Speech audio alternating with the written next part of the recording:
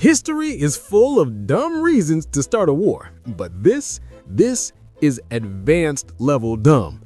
Imagine the two biggest superpowers of the Mediterranean deciding to go bankrupt, lose hundreds of thousands of men, and build entire navies from scratch. All because some rowdy frat boys got kicked out of a city in Sicily. This isn't a war. This is the most expensive bar fight in human history. This is the First Punic War. Okay, map time. This is Sicily. It's the football that Italy is kicking. And right here in the sauna, we meet our catalysts, the Mamertines.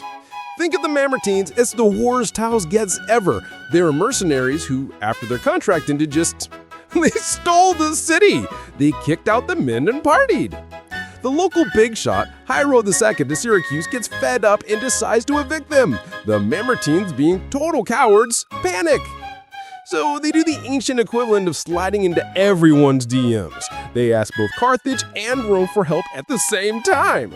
Carthage, which has already got bases in Sicily, is like, sure, do friends, and sends a garrison.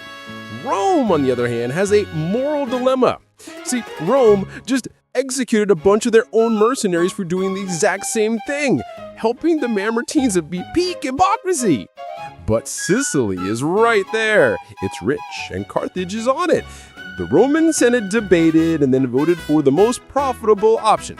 So Rome declares, we must protect these poor, defenseless Mamertines who had just kicked Carthage's garrison out. The war was on. Rome arrives in Sicily and starts winning on land because, duh, they're Rome. But Carthage just laughs from their big, beautiful ships. This was a naval war, and Rome, the land-loving wolf, had one tiny problem.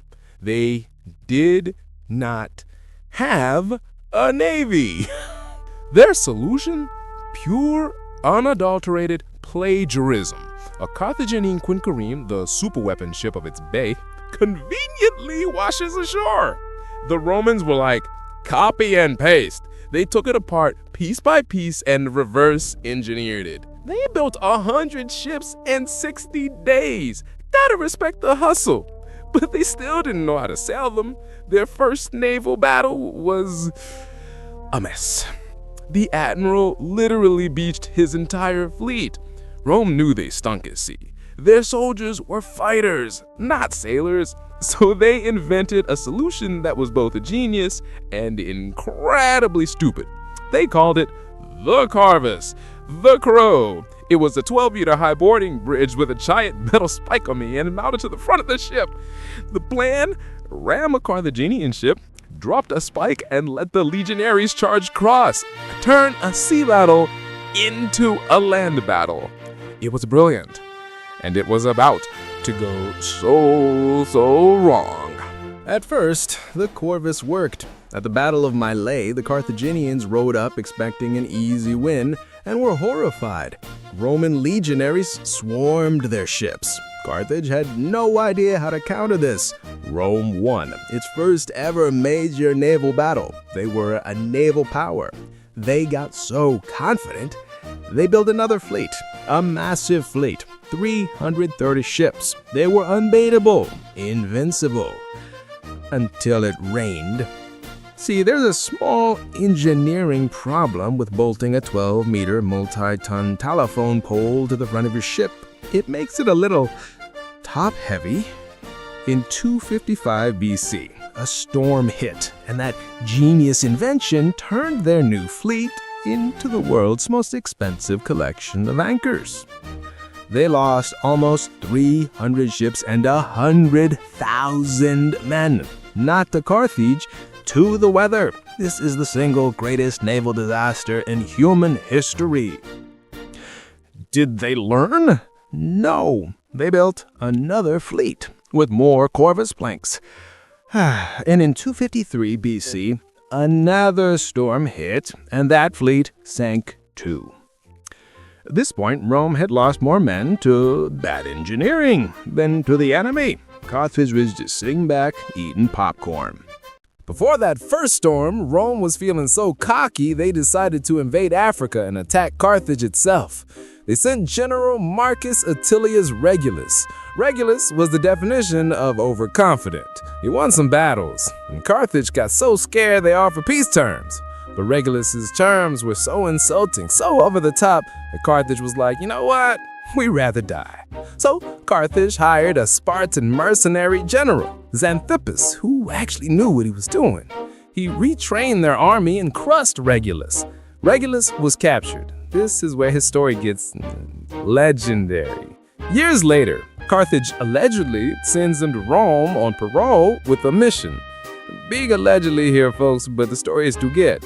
Go tell the Senate to agree to a prisoner exchange. If you fail, you must return to Carthage to be executed horribly. Regulus gets to the Senate and gives the speech of a lifetime, telling them to refuse the offer. He says Rome is strong, the prisoners aren't worth it, and to keep fighting. And then, honoring his oath, he turns around, walks back to Carthage, and is, according to legend, brutally tortured to death. What a Chad, a stupid but honorable Chad, man. Maximum trauma, zero logic. Okay, the war is grinding on. Everyone is broke, tired, and desperate. This is when Rome appoints Admiral Publius Claudius Pulcher, and he is a character. This guy, remember this guy, he hates birds. It's 249 BC. Pulcher is about to attack the Carthaginian fleet at Drepana, but first, he must check the omens. He consults these sacred chickens, the omen system. Chickens eat equals good, chickens don't eat equals bad. The priest throws some grain, and the chickens are not hungry. They refuse to eat. This is a terrible omen. The sailors are freaking out. Pulcher, a man of zero patience for superstition or poultry, is furious. He walks over, grabs the cage, and just yeets it into the ocean. He screams at his horrified crew. If they will not eat, then let them drink. The inevitable result? He then ordered the attack and besieged to get annihilated. It was one of the worst defeats Rome ever suffered at sea. He sailed back to Rome in disgrace, was put on trial, and heavily fined, not for losing the battle, but for disrespecting the chickens. This is the low point. Rome is out of ships, out of money, and apparently out of favor with the gods of poultry. You can't make this stuff up. The war just grinds another 8 years. It's no longer about grand strategy. It's just two boxers, exhausted, leaning on each other. In Sicily, though, Carthage's best general, Hannibal Barca, that's Hannibal's dad, remember him, he's pulling off brilliant guerrilla tactics. He's unbeatable. But Hamilcar can't win the war by himself. His government is cheap and won't send him more money or men. He's winning the battles, but losing the war. In Rome, they decide to go for one last push. The state is broke, so the richest senators pay for a new fleet out of their own pockets. They build 200 new ships, and this time they learn. They are lighter, faster, and no Corvus.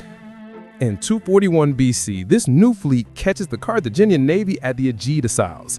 The Carthaginian ships are heavy with supplies. Their crews are untrained. It's not a battle, it's a massacre. Rome sinks or captures over 120 Carthaginian ships. Carthage has no fleet, no money, and no choice. They send Hannibal Barca to negotiate the surrender. He must have been furious. After 23 long years, the war was finally over. Finally. So, who really won? So Rome won, they got Sicily, and they handed Carthage the bill. The peace treaty was brutal. But here comes the twist. Carthage had to pay so much money, 3,200 talents of silver, that they couldn't pay the mercenaries they'd hired. Sound familiar? This kicked off another war, the Mercenary War, which was even more brutal than the one with Rome. Carthage was completely broken. And this is where our story really ends. The moral. The real winner wasn't Rome. It was Hannibal Barca's grudge. This guy, he remembered. The story goes that Hamilcar is so filled with hatred for the treaty, for the humiliation, that he took his young son to an altar, and he made his 9-year-old boy, Hannibal, swear a sacred blood oath to hate Rome and be its enemy for his entire life. Rome thought they had won a war. They hadn't. They just bought a 20-year truce. And that is how you turn a 23-year-long, pointless, chicken-insulting war into the prequel for an even bigger, badder, elephant-filled sequel. Never disrespect the chickens, kids. History doesn't repeat, but it sure does rhyme with stupid. Hey, you made it. 23 years of war in just over 10 minutes. My brain hurts, and I'm suddenly worried about this guy.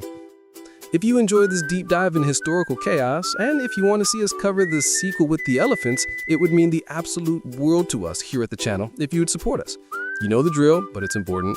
Hitting that subscribe button and tapping the like bell really is the fuel that lets us dig up more of history's most ridiculous moments. And share this with someone who needs to know about the chickens! Okay, I'm Sidavian. Thank you sincerely for watching. You are all absolute legends. We'll see you in the next one, and don't forget to pay a bill. I'm out.